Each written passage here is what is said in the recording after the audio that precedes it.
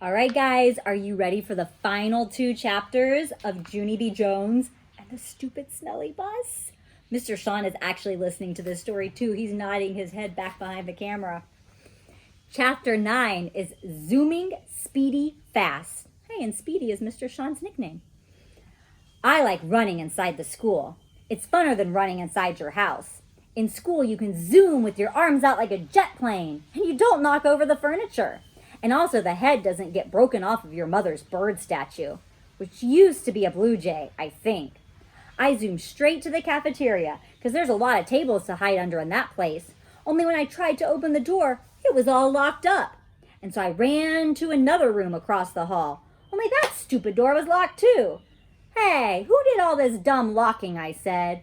Then I started jiggling up and down, because I was having a little bit of a problem, that's why.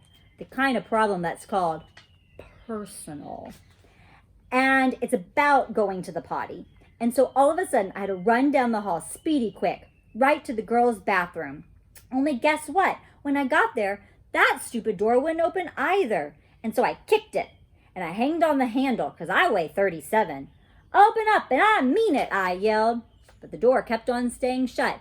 It's an emergency, I shouted. Then all of a sudden, I remembered about that boy I can beat up, because he had emergency too. And he got to go into the boys' bathroom. And so I zoomed across the hall, and I pulled on the boys' bathroom door. But that dumb thing was locked too. Stupid, stupid doors, I hollered. After that, I started to jiggle up and down very fast. Oh no, now I'm gonna have an accident on my skirt that looks like velvet. Only just then I remembered something else about emergencies, because Mother told me what to do if I ever needed help. And its name is call 911. And so I ran back to the dangerous nurse's office, because that's where the phone was, of course. And I picked it up, and I pushed the 9 and the 1 and another 1. Help, this is an emergency, I yelled. All the doors are locked in this place, and now I'm going to have a terrible accident.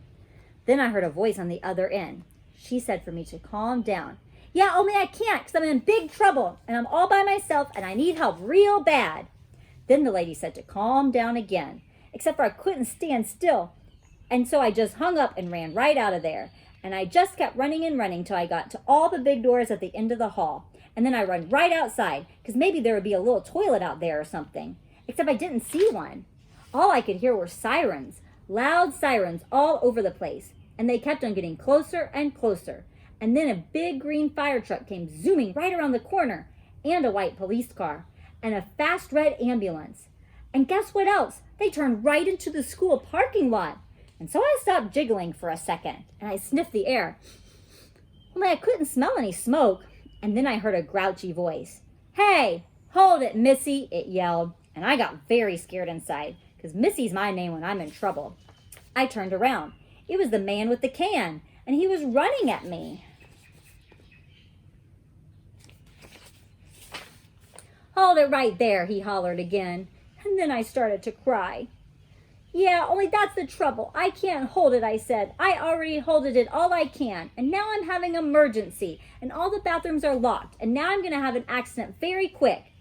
And then the man with the can didn't look so grouchy anymore. Well, why didn't you say so, sis, he said. Then he pulled a bunch of keys out of his pocket, and he grabbed my hand, and then him and me zoomed back into the school, speedy fast. Chapter 10, Me and That Grace. The man with the can unlocked the girls' bathroom for me, and I ran right in there. And guess what? I made it. That's what. I didn't have an accident on my skirt that looked like velvet. Whew, that was a close one, I said. Then I washed my hands at the sink, and I looked in the mirror, and the gold star was still on my forehead. It looked very beautiful up there. After that, I went into the hall, and the man with the can bended down to me. Everything okay, sis? He asked. And I nodded my head. I holded it, I said, very happy. Then all of a sudden, there were lots of people running at us. There were firemen and policemen, and there was a tall lady rolling a bed on wheels. Hey, I said to the man with the can, what happened? Did somebody get run over in here or something? Then I saw Mrs. and Principal and Mother. They were running at us too. And then Mother bended down and hugged me very tight. After that, everyone started talking at once, and nobody was using their quiet voices, and nobody was smiling either.